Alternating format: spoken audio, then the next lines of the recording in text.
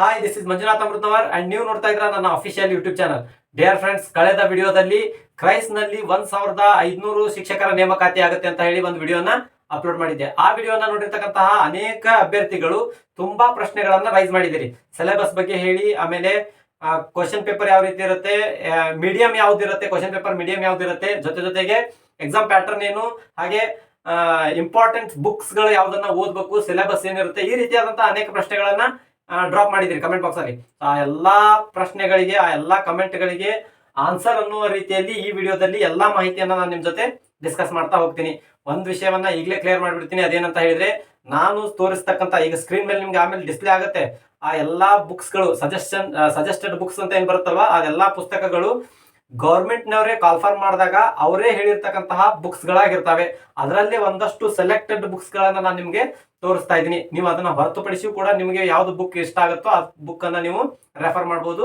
ನನ್ನ ಯಾವ ಅಭ್ಯಂತರವೂ ಕೂಡ ಅದಕ್ಕೆ ಇರಲ್ಲ. ಸಿಲೆಬಸ್ ಬರುತ್ತೆ, ಹಾಗೆ ಸಜೆಸ್ಟೆಡ್ ಬುಕ್ಸ್ ಗಳು ಬರುತ್ತೆ. ಸ್ಕ್ರೀನ್ ಶಾಟ್ ಆದ್ರೂ ತಗೊಳ್ಳಿ ಅಥವಾ ವಿಡಿಯೋ ಪಾಸ್ ಮಾಡಿ ನೀವು ನೋಟ್ ಡೌನ್ ಆದ್ರೂ ಮಾಡ್ಕೋಬಹುದು. ಸೊ ಇದೆಲ್ಲ ಡಿಸ್ಕಸ್ ಮಾಡೋದಕ್ಕಿಂತ ಮುಂಚಿತವಾಗಿ ನನ್ನೊಂದು ರಿಕ್ವೆಸ್ಟ್ ಏನಂತ ಹೇಳಿದ್ರೆ, ಯಾರೆಲ್ಲ ನನ್ನ ಚಾನಲ್ ನ ಹೊಸದಾಗಿ ವಿಸಿಟ್ ಮಾಡ್ತಾ ಇದ್ರಿ, ದಯವಿಟ್ಟು ಚಾನಲ್ ಅನ್ನ ಸಬ್ಸ್ಕ್ರೈಬ್ ಮಾಡ್ಕೊಳ್ಳಿ, ಬೆಲ್ ಬಟನ್ ಕ್ಲಿಕ್ ಮಾಡಿ ಅಲ್ಲಿ ಬರ್ತಕ್ಕಂಥ ಆಲ್ ಅನ್ನುವಂತ ಆಪ್ಷನ್ ಅನ್ನ ಸೆಲೆಕ್ಟ್ ಮಾಡಿದ್ರೆ ನಾವು ಮಾಡುವಂತಹ ರೆಗ್ಯುಲರ್ ಕ್ಲಾಸಸ್ ಗಳು ಬಂದು ನಿಮಗೆ ನೋಟಿಫೈ ಆಗ್ತಾ ಇರುತ್ತೆ. ಹಾಗೆ ನಿಮ್ಮ ಎಲ್ಲಾ ಫ್ರೆಂಡ್ಸ್ ಸರ್ಕಲ್ಗೂ ಕೂಡ ಈ ವಿಡಿಯೋನ ಶೇರ್ ಮಾಡಿ. ಮೋಸ್ಟ್ ಇಂಪಾರ್ಟೆಂಟ್ ಆಗಿರುತ್ತೆ, ಒಂದ್ ಯಾವುದೇ ಎಕ್ಸಾಮ್ ಅನ್ನ ನಾವು ಓದ್ತಾ ಇದೀವಿ ಅಂತ ಹೇಳಿದ್ರೆ ಅದರ ಪೂರ್ವಾಪರಗಳ ಬಗ್ಗೆ ನಮಗೆ ಸಂಪೂರ್ಣ ಮಾಹಿತಿ ಇರಬೇಕು. ಸಿಲೆಬಸ್ ಬಗ್ಗೆ ಅಂತೂ ಕಂಪ್ಲೀಟ್ ಆಗಿ ಮಾಹಿತಿ ಇದ್ದಾಗ ಮಾತ್ರ ಯಾವುದೇ ಒಂದು ಎಕ್ಸಾಮ್ ಅನ್ನ ನಾವು ಕ್ರ್ಯಾಕ್ ಮಾಡ್ಲಿಕ್ಕೆ ಸುಲಭ ಆಗುತ್ತೆ. ಸೊ ಹಾಗಾಗಿ ನಿಮ್ಮ ಎಲ್ಲಾ ಫ್ರೆಂಡ್ಸ್ ಸರ್ಕಲ್ಗೂ ಕೂಡ ಈ ವಿಡಿಯೋನ ಶೇರ್ ಮಾಡಿ. ಹಾಗೆ ನಿಮ್ಗೆ ಏನಾದ್ರು ಡೌಟ್ಸ್ ಗಳಿದ್ರೆ ವಿಡಿಯೋನ ಎಂಡ್ ವರ್ಗು ನೋಡಿದ ಮೇಲೆ ನಿಮ್ಮ ಡೌಟ್ಸ್ ಗಳನ್ನ ಕಮೆಂಟ್ ಬಾಕ್ಸ್ ಅಲ್ಲಿ ಡ್ರಾಪ್ ಮಾಡಿ. ಅದಕ್ಕೆ ಸಾಧ್ಯವಾದಷ್ಟು ಆನ್ಸರ್ ಕೊಡುವಂತ ಪ್ರಯತ್ನವನ್ನು ಕೂಡ ನಾನು ಮಾಡ್ತಾ ಇದ್ದೀನಿ. ಜೊತೆಗೆ ವಿಡಿಯೋ ಲೈಕ್ ಮಾಡೋದನ್ನ ಮರಿಬೇಡಿ. ಸೊ ವೆರಿ ಫಸ್ಟ್ ನಾನು ಎಕ್ಸಾಮ್ ಪ್ಯಾಟರ್ನ್ ಬಗ್ಗೆ ಅಥವಾ ಎಕ್ಸಾಮ್ ಪೇಪರ್ ಬಗ್ಗೆ, ಕ್ವಶನ್ ಪೇಪರ್ ಬಗ್ಗೆ ಮಾತನಾಡೋದಾದ್ರೆ, ಈ ನೇಮಕಾತಿ ಒಟ್ಟು 2 ಪೇಪರ್ ಗಳನ್ನ ಒಳಗೊಂಡಿರುತ್ತೆ, ಅಥವಾ ಈ ಎಕ್ಸಾಮ್ 2 ಪೇಪರ್ ಗಳನ್ನ ಒಳಗೊಂಡಿರುತ್ತೆ. First one general paper, second one optional paper ಅಂತ ಇರುತ್ತೆ. ಈಗ ತುಂಬಾ ಅಭ್ಯರ್ಥಿಗಳು ಬಂದ್ಬಿಡ್ತಾರೆ. ನಾನು ಎಷ್ಟೋ ವಿಡಿಯೋದಲ್ಲಿ ಹೇಳಿದ್ರು ಕೂಡ ಒಂದಷ್ಟು ಅಭ್ಯರ್ಥಿಗಳಿಗೆ ಅದು ಅರ್ಥ ಆಗ್ತಾ ಇಲ್ಲ ಏನೋ ಅಂತ ನನಗೆ ಅನಿಸ್ತಾ ಇದೆ. ಏನಂತ ಹೇಳಿದ್ರೆ, ಫಸ್ಟ್ ಪೇಪರ್ ಜನರಲ್ ಪೇಪರ್ ಇರುತ್ತೆ, ಸೆಕೆಂಡ್ ಪೇಪರ್ ಕಮ್ಯುನಿಕೇಶನ್ ಪೇಪರ್ ಇರುತ್ತೆ ಅಥವಾ ಗ್ರೂಪ್ ಸಿ ಪೇಪರ್ ಇರುತ್ತೆ ಅಂತ ತುಂಬಾ ಅಭ್ಯರ್ಥಿಗಳು ವಾದ ಮಾಡ್ತಾ ಇದ್ರಿ ಕಮೆಂಟ್ ಬಾಕ್ಸ್ ಅಲ್ಲಿ. ಹಾಗೆ ದಯವಿಟ್ಟು ವಾದನು ಮಾಡಕ್ ಹೋಗ್ಬೇಡಿ, ಆ ರೀತಿ ಮನೋಭಾವನೆಯನ್ನು ಇಟ್ಕೊಳಕ್ ಹೋಗ್ಬೇಡಿ. ಯಾಕಂತ ಹೇಳ್ತಾ ಇದ್ದೀನಿ ಅಂದ್ರೆ, ಇದು ಟೀಚರ್ ರಿಕ್ರೂಟ್ಮೆಂಟ್. ಇಲ್ಲಿ ಗ್ರೂಪ್ ಸಿ ಲೆವೆಲಿನ ಪೇಪರ್ ಇರಲ್ಲ. 2ನೇ ಪೇಪರ್ ನಿಮ್ಮ ಸಬ್ಜೆಕ್ಟ್ ಗೆ ಸಂಬಂಧಪಟ್ಟ ಹಾಗೆ ಆಪ್ಷನಲ್ ಪೇಪರ್ ಇರುತ್ತೆ. 2ನೇ ಪೇಪರ್ ಬಗ್ಗೆ ನಾನು ಮಾತನಾಡ್ತಾ ಇದ್ದೀನಿ. ಸೊ ಹಾಗಾಗಿ ಅನ್ನೆಸೆಸರಿ ಮತ್ತೆ ಅದನ್ನೇ ವಾದ ಮಾಡೋದನ್ನ ಮಾಡ್ಲಿಕ್ಕೆ ಹೋಗ್ಬೇಡಿ. ಸೊ 2 ಪೇಪರ್ ಗಳು ಇರ್ತವೆ, ಒಂದು ಜನರಲ್ ಪೇಪರ್, ಒಂದು ಆಪ್ಷನಲ್ ಪೇಪರ್. ಸೊ ಫಸ್ಟ್ ಗೆ ನಾನು ಜನರಲ್ ಪೇಪರ್ ಬಗ್ಗೆ ಹೇಳ್ತೀನಿ. ಏನೆಲ್ಲ ಅದರಲ್ಲಿ ಕಂಟೆಂಟ್ ಇರುತ್ತೆ, ನೀವು ಏನೆಲ್ಲ ಅದರಲ್ಲಿ ಜಿ ಕೆ ಪೇಪರ್ ಅಲ್ಲಿ ಯಾವ್ದೆಲ್ಲ ವಿಷಯಗಳನ್ನ ಓದಬೇಕು ಅನ್ನೋದ್ರ ಬಗ್ಗೆ ಮೊದಲಿಗೆ ಡಿಸ್ಕಸ್ ಮಾಡೋಣ. ಆಮೇಲೆ ಆಪ್ಷನಲ್ ಪೇಪರ್ ಬಗ್ಗೆ ಡಿಸ್ಕಸ್ ಮಾಡ್ತಾ ಹೋಗೋಣ. ಆಪ್ಷನಲ್ ಪೇಪರ್ ಡಿಸ್ಕಸ್ ಮಾಡುವಾಗ ಆ ಆಪ್ಷನಲ್ ಪೇಪರಿನ ಪ್ರತಿ ವಿಷಯದ ಸಿಲೆಬಸ್ ತೋರಿಸ್ತೀನಿ. ಪ್ರತಿ ವಿಷಯಕ್ಕೂ ಕೂಡ ಸಜೆಸ್ಟೆಡ್ ರೆಫರೆನ್ಸ್ ಬುಕ್ಸ್ ಗಳನ್ನು ಕೂಡ ನಾನು ನಿಮ್ಗೆ ತೋರಿಸ್ತೀನಿ. ಸೊ ಫಸ್ಟ್ ಗೆ ನಾನು ಜಿ ಕೆ ಪೇಪರ್ ಬಗ್ಗೆ ಮಾತನಾಡೋದಾದ್ರೆ, ಈ ಪೇಪರ್ 200 ಅಂಕಗಳನ್ನ ಒಳಗೊಂಡಿರ್ತಕ್ಕಂತಹ ಪೇಪರ್ ಆಗಿರುತ್ತೆ. ಮಲ್ಟಿಪಲ್ ಚಾಯ್ಸ್ ಇರ್ತಕ್ಕಂತಹ ಕ್ವಶನ್ ಪೇಪರ್ ಇದಾಗಿರುತ್ತೆ. MCQ ಅನ್ನ ಒಳಗೊಂಡಿರ್ತಕ್ಕಂಥ ಕ್ವಶನ್ ಪೇಪರ್ 200 ಅಂಕಗಳನ್ನ ಹೊಂದಿರತಕ್ಕಂಥ ಕ್ವಶನ್ ಪೇಪರ್ ಆಗಿರುತ್ತೆ. ಇನ್ನು ಯಾವ ಮೀಡಿಯಂ ಅಲ್ಲಿ ಇರುತ್ತೆ ಅಂತ ಕೇಳಿದ್ರೆ ಈಗಲೇ ಹೇಳ್ಬಿಡ್ತೀನಿ. ಕನ್ನಡ ಮೀಡಿಯಂ ಅಲ್ಲೂ ಇರುತ್ತೆ, ಇಂಗ್ಲಿಷ್ ಮೀಡಿಯಂ ಅಲ್ಲೂ ಇರುತ್ತೆ. 2 ಮೀಡಿಯಂ ಅಲ್ಲೂ ಕೂಡ ಕ್ವಶನ್ ಪೇಪರ್ ಪ್ರಿಂಟೆಡ್ ಇರುತ್ತೆ. ನಿಮ್ಗೆ ಈಗ ಒಂದು ಐಡಿಯಾ ಬಂದಿರಬಹುದು. ಜನರಲ್ ಪೇಪರ್ ಅಂದ್ರೆ 1ನೇ ಪೇಪರ್ 200 ಅಂಕಗಳಿಗಿರುತ್ತೆ, MCQ ಪ್ಯಾಟರ್ನ್ ಅನ್ನ ಹೊಂದಿರುತ್ತೆ. ಅದರಲ್ಲಿ ಏನೆಲ್ಲ ಒಳಗೊಂಡಿರುತ್ತೆ ಇನ್ನು ಜನರಲ್ ಪೇಪರ್ ಅಂತ ನೋಡೋದಾದ್ರೆ, ಫಸ್ಟ್ ಗೆ ಜನರಲ್ ಅವೇರ್ನೆಸ್ ಅನ್ನೋದು ಒಳಗೊಂಡಿರುತ್ತೆ, ಹಾಗೆ ಜನರಲ್ ಇಂಟೆಲಿಜೆನ್ಸ್ ಅಂಡ್ ರೀಸನಿಂಗ್ ಅನ್ನೋದನ್ನ ಒಳಗೊಂಡಿರುತ್ತೆ, ಜೊತೆಗೆ ನ್ಯೂಮೆರಿಕಲ್ ಎಬಿಲಿಟಿಯನ್ನ ಹೊಂದಿರುತ್ತೆ.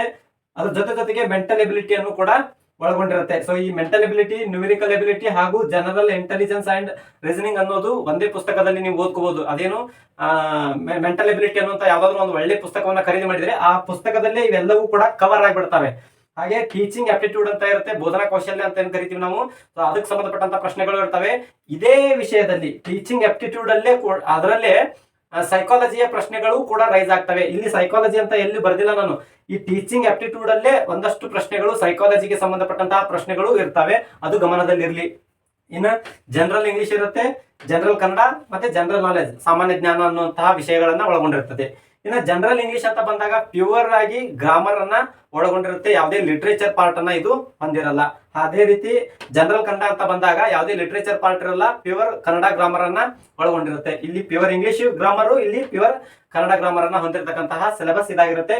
ಸೊ ಇದೆಲ್ಲವೂ ಕೂಡ ಪೇಪರ್ 1 ಗೆ ಸಂಬಂಧಪಟ್ಟಂತಹ ಸಿಲೆಬಸ್ ಆಗಿರುತ್ತೆ. ನೀವು ಇದನ್ನ ನೀಟಾಗಿ ಓದ್ಕೊಂಡ್ರೆ ಪೇಪರ್ 1 ಅನ್ನ ಈಸಿಯಾಗಿ ಕ್ರ್ಯಾಕ್ ಮಾಡಬಹುದು. ಇಷ್ಟನ್ನ ಅಧ್ಯಯನ ಮಾಡಬೇಕಾಗತ್ತೆ. ಈಗ ಇದು ಪೇಪರ್ 1 ಗೆ ಸಂಬಂಧಪಟ್ಟಂತ ವಿಷಯ ಆಯ್ತು. ಈಗ ಮೋಸ್ಟ್ ಇಂಪಾರ್ಟೆಂಟ್ ಏನಂತ ಹೇಳಿದ್ರೆ ಪೇಪರ್ 2. ಸೊ ಪೇಪರ್ 2 ಅಂತ ಬಂದಾಗ ವೇರಿಯೇಷನ್ ಆಗುತ್ತೆ, ಸಬ್ಜೆಕ್ಟ್ಗಳು ಬೇರೆ ಬೇರೆ ಆಗ್ತವೆ, ಲ್ಯಾಂಗ್ವೇಜ್ ಸಬ್ಜೆಕ್ಟ್ಗಳು ಬೇರೆ ಇರ್ತವೆ, ಕೋರ್ ಸಬ್ಜೆಕ್ಟ್ಗಳು ಬೇರೆ ಇರ್ತವೆ. ಸೊ ಹಿಂಗಿರುವಾಗ ವೇರಿಯೇಷನ್ ಆಗೋದ್ರಿಂದ ಸಿಲೆಬಸ್ ಎಲ್ಲರಿಗೂ ಕೂಡ ಬೇರೆ ಬೇರೆ ರೀತಿಯಾದಂತಹ ಸಿಲೆಬಸ್ ಇರುತ್ತೆ. ರೆಫರೆನ್ಸ್ ಪುಸ್ತಕಗಳು ಕೂಡ ಬೇರೆ ಬೇರೆ ರೀತಿಯಾದಂತಹ ಬುಕ್ಸ್ಗಳೇ ಇರ್ತವೆ. ಅದಕ್ಕೋಸ್ಕರ ಈಗ ನಾನು ಡಿಸ್ಪ್ಲೇ ಮಾಡ್ತಕ್ಕಂತಹ ಸಿಲೆಬಸ್ ಮತ್ತು ರೆಫರೆನ್ಸ್ ಪುಸ್ತಕಗಳು ಇರ್ತಾವಲ್ವ, ಆ ಪುಸ್ತಕಗಳು ನಿಮ್ಮ ಸಬ್ಜೆಕ್ಟಿಗೆ ಅನುಗುಣವಾಗಿ ನೀವು ನೋಡಿಕೊಂಡು ಅದನ್ನ ನೋಟ್ ಡೌನ್ ಮಾಡ್ಕೊಡ್ರಿ. ಸೊ ವೆರಿ ಫಸ್ಟ್ ನಾನು 2ನೇ ಪೇಪರ್ ಬಗ್ಗೆ ಮಾತನಾಡುವಾಗ ಕನ್ನಡ ವಿಷಯದ ಬಗ್ಗೆ ಮಾತಾಡ್ತೀನಿ. ಸೊ 2ನೇ ಪೇಪರ್ ಕೂಡ ಆಸ್ ಯೂಶುವಲ್ 200 ಅಂಕಗಳನ್ನ ಒಳಗೊಂಡಿರ್ತಕ್ಕಂತಹ ಪ್ರಶ್ನೆ ಪತ್ರಿಕೆ ಆಗಿರುತ್ತೆ. ಮಲ್ಟಿಪಲ್ ಚಾಯ್ಸ್ ಅನ್ನ ಹೊಂದಿರತಕ್ಕಂತಹ ಕ್ವಶನ್ ಪೇಪರ್ ಇದಾಗಿರುತ್ತೆ. ಇಲ್ಲಿ ಯಾವುದೇ ರೀತಿಯಾದಂತಹ ಡಿಸ್ಕ್ರಿಪ್ಟಿವ್ ಲೆವೆಲಿನ ಪ್ರಶ್ನೆ ಪತ್ರಿಕೆಗಳು ಇರೋದಿಲ್ಲ. ಹಾಗಾಗಿ ಇರುವ 2 ಪ್ರಶ್ನೆ ಪತ್ರಿಕೆಗಳು 2 ಪ್ರಶ್ನೆ ಪತ್ರಿಕೆಗಳು 200 ಅಂಕದ ಪ್ರಶ್ನೆ ಪತ್ರಿಕೆಗಳು ಆಗಿರ್ತವೆ. ಸೊ ಆಪ್ಷನಲ್ ಪೇಪರ್ ಅಲ್ಲಿ ಫಸ್ಟ್ ಗೆ ನಾನು ಕನ್ನಡದ ಬಗ್ಗೆ ಮಾತನಾಡೋದಾದ್ರೆ ಈಗ ನಿಮ್ಗೆ ಡಿಸ್ಪ್ಲೇ ಆಗ್ತಾ ಇದೆ ಕನ್ನಡ ಸಿಲೆಬಸ್. ಇದು ಈ ಕನ್ನಡ ಸಿಲೆಬಸ್ ಗೆ ಬೇಕಾಗಿರ್ತಕ್ಕಂತಹ ರೆಫರೆನ್ಸ್ ಪುಸ್ತಕಗಳು ಅದು ಕೂಡ ಈಗ ಡಿಸ್ಪ್ಲೇ ಆಗ್ತಾ ಇದೆ. ನೀವು ಇದನ್ನ ವಿಡಿಯೋ ಪಾಸ್ ಮಾಡ್ಕೊಂಡು ನೋಟ್ ಡೌನ್ ಮಾಡ್ಕೊಡ್ರಿ ಅಥವಾ ಸ್ಕ್ರೀನ್ ಶಾಟ್ ಆದ್ರೂ ತೆಗೆದಿಟ್ಕೊಡ್ರಿ, ಅದು ನಿಮಗೆ ಬಿಟ್ಟಂತಹ ವಿಷಯ. ಇನ್ನು ನೆಕ್ಸ್ಟ್ ಇಂಗ್ಲಿಷ್ ಬಗ್ಗೆ ಮಾತನಾಡೋದಾದ್ರೆ ಈಗ ನೀವು ಡಿಸ್ಪ್ಲೇ ಮೇಲೆ ನೋಡ್ತಾ ಇದ್ದೀರಿ ಇಂಗ್ಲಿಷ್ಗೆ ಸಂಬಂಧಪಟ್ಟಂತಹ ಸಿಲೆಬಸ್ ಆಗಿರುತ್ತೆ.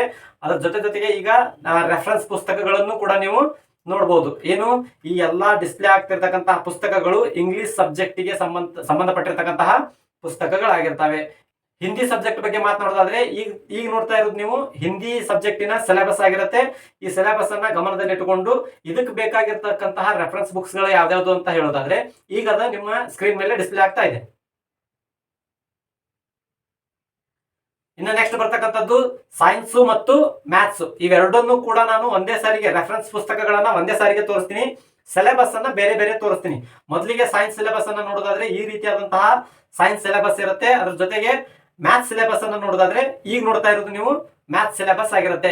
ಸೊ ಈ ಸೈನ್ಸ್ ಮತ್ತು ಮ್ಯಾಥ್ಸ್ ಸಬ್ಜೆಕ್ಟ್ ಗೆ ಬೇಕಾಗಿರ್ತಕ್ಕಂತಹ ರೆಫರೆನ್ಸ್ ಪುಸ್ತಕಗಳು ಈಗ ನೋಡ್ತಾ ಇದ್ರಿ. ಈ 2 ವಿಷಯಗಳನ್ನ ಒಳಗೊಂಡಿರ್ತಕ್ಕಂತಹ ರೆಫರೆನ್ಸ್ ಪುಸ್ತಕಗಳು ಇವಾಗಿರ್ತವೆ. ನೀವು ಇವುಗಳನ್ನ ನೀಟಾಗಿ ಓದ್ಕೊಂಡ್ಬಿಟ್ರೆ 2 ಸಬ್ಜೆಕ್ಟ್ ಅನ್ನ ಈಸಿಯಾಗಿ ಕ್ರ್ಯಾಕ್ ಮಾಡಬಹುದು. ಇನ್ನು ಕೊನೆಯದಾಗಿ ಮಾತನಾಡುವುದಾದ್ರೆ ಸೋಷಿಯಲ್ ಸೈನ್ಸ್. ಇದು ನಾನೀಗ ಸಬ್ಜೆಕ್ಟ್ ಟೀಚರ್ಸ್ ಬಗ್ಗೆ ಮಾತ್ರ ಮಾತಾಡ್ತಾ ಇದ್ದೀನಿ. ಸೊ ಸೋಷಿಯಲ್ ಸೈನ್ಸಿನ ಸಿಲೆಬಸ್ ಅನ್ನ ನೋಡೋದಾದ್ರೆ ಸ್ವಲ್ಪ ವಾಸ್ಟ್ ಆಗಿರುತ್ತೆ, ಅಂದ್ರೆ ತುಂಬಾ ಸಿಲೆಬಸ್ ಅನ್ನ ಹೊಂದಿರತಕ್ಕಂತಹ ಪೇಪರ್ ಇದಾಗಿರುತ್ತೆ.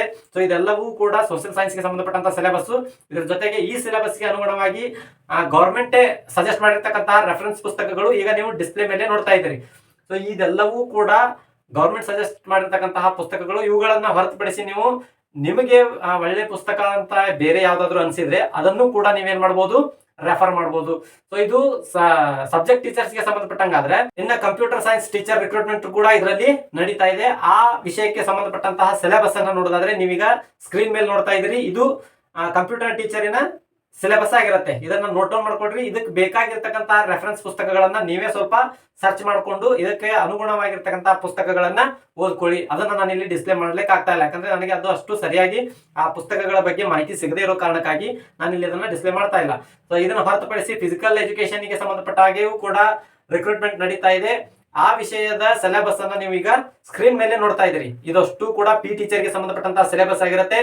ಈ ಪಿ ಟೀಚರಿನ ಅಭ್ಯರ್ಥಿಗಳು ಕೂಡ ಈ ಸಿಲೆಬಸ್ಗೆ ಅನುಗುಣವಾಗಿ ನಿಮಗೆ ಯಾವುದೆಲ್ಲ ಮಾರ್ಕೆಟ್ ಅಲ್ಲಿ ಒಳ್ಳೆ ಪುಸ್ತಕಗಳು ರೆಫರೆನ್ಸ್ ಪುಸ್ತಕಗಳು ಸಿಗ್ತಾವೆ ಅದನ್ನ ಪರ್ಚೇಸ್ ಮಾಡಿಕೊಂಡು ಈ ಸಿಲೆಬಸ್ ಅನ್ನ ಮುಂದಿಟ್ಟುಕೊಂಡು ಇದ್ರ ಪ್ರಕಾರನೇ ಓದುವಂತ ಪ್ರಯತ್ನವನ್ನ ಮಾಡಿ. ಆ ಪಿ ಟೀಚರ್ಗೆ ಸಂಬಂಧಪಟ್ಟಂತಹ ಪುಸ್ತಕಗಳನ್ನು ಕೂಡ ನಾನು ಇಲ್ಲಿ ಡಿಸ್ಪ್ಲೇ ಮಾಡ್ಲಿಕ್ಕೆ ಆಗ್ತಾ ಇಲ್ಲ, ಯಾಕಂದ್ರೆ ಅದ್ರ ಬಗ್ಗೆ ನನಗೆ ಅಷ್ಟೊಂದು ಮಾಹಿತಿ ಇಲ್ಲದೆ ಇರೋ ಕಾರಣಕ್ಕಾಗಿ ಸುಮ್ನೆ ಯಾವ್ದಾವ್ದು ಏನೇನೋ ಇನ್ಫಾರ್ಮೇಶನ್ ಕೊಡೋದಕ್ಕಿಂತ ನನ್ನಲ್ಲಿ ಎಷ್ಟು ಮಾಹಿತಿ ಇದೆಯೋ ಅಷ್ಟನ್ನ ಮಾತ್ರ ನಾನು ನಿಮ್ ಜೊತೆ ಶೇರ್ ಮಾಡ್ಕೊಳ್ತಾ ಇದ್ದೀನಿ. ಹಾಗಾಗಿ ಪಿ ಟೀಚರು ಮತ್ತೆ ಕಂಪ್ಯೂಟರ್ ಸೈನ್ಸ್ಗೆ ಸಂಬಂಧಪಟ್ಟಂತ ಟೀಚರ್ಸು ಬುಕ್ಸ್ ಗಳನ್ನ ನೀವು ಮಾರ್ಕೆಟ್ ಅಲ್ಲಿ ಇದಕ್ಕೆ ನಿಮ್ಮ ಸಿಲೆಬಸ್ ಗೆ ಅನುಗುಣವಾಗಿ ಖರೀದಿಯನ್ನ ಮಾಡ್ಕೊಳ್ಳಿ. ಇದೆಲ್ಲವೂ ಕೂಡ ಸಬ್ಜೆಕ್ಟ್ ಗೆ ಸಂಬಂಧಪಟ್ಟಂತಹ ಇನ್ಫಾರ್ಮೇಶನ್ ಆಗಿತ್ತು.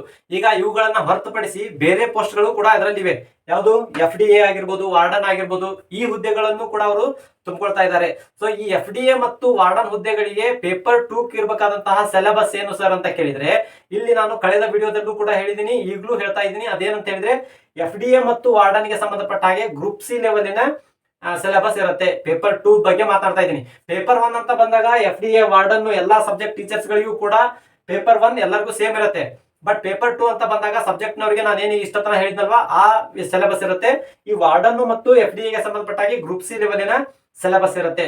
ಸೊ ಅದಕ್ಕೋಸ್ಕರ ನೀವು ಕನ್ನಡ, ಇಂಗ್ಲಿಷ್ ಮತ್ತೆ ಕಂಪ್ಯೂಟರ್ ನ ನೀಟಾಗಿ ಓದ್ಕೊಂಡ್ರೆ ಈ ಪೇಪರ್ ಅನ್ನ 2ನೇ ಪೇಪರ್ ಅನ್ನ ಇದರಲ್ಲಿ ಕ್ರ್ಯಾಕ್ ಮಾಡಬಹುದು. FDA ಮತ್ತು ವಾರ್ಡನ್ಗೆ ಸಂಬಂಧಪಟ್ಟ ಹಾಗೆ ಗ್ರೂಪ್ ಸಿ ಲೆವೆಲಿನ ಪೇಪರ್ ಇರುತ್ತೆ. ಕಾಲ್ಫಾರ್ಮ್ ಆದ್ಮೇಲೆ ಓದ್ತೀನಿ ಅನ್ನೋದಕ್ಕಿಂತ ಕಾಲ್ಫಾರ್ಮ್ ಆಗೋದಕ್ಕಿಂತ ಮುಂಚಿತವಾಗಿ ಈಗೇನು ಸಜೆಸ್ಟ್ ಮಾಡಿದೀನಿ ಇದನ್ನೆಲ್ಲವನ್ನ ನೀಟಾಗಿ ಒಂದ್ಸಾರಿ ಓದೋದನ್ನ ಮುಗಿಸ್ಬಿಟ್ರೆ 100% ಕಾಲ್ಫಾರ್ಮ್ ಆದ್ಮೇಲೆ ಒಂದು ಹುದ್ದೆ ಇದರಲ್ಲಿ ನಿಮ್ದು ಹಾಗೆ ಆಗುತ್ತೆ. ಸೊ ಇದಷ್ಟು ಇವತ್ತಿನ ಮಾಹಿತಿ ಆಗಿತ್ತು. ಇನ್ನ ಇದೇ ರೀತಿ ಇನ್ನೊಂದು ತರಗತಿಯಲ್ಲಿ ಮತ್ತೊಂದು ಮಾಹಿತಿಯೊಂದಿಗೆ ಮೀಟ್ ಮಾಡೋಣ. ಅಲ್ಲಿವರೆಗೂ ಬಾಯ್, ಹ್ಯಾವ್ ಅ ನೈಸ್ ಡೇ.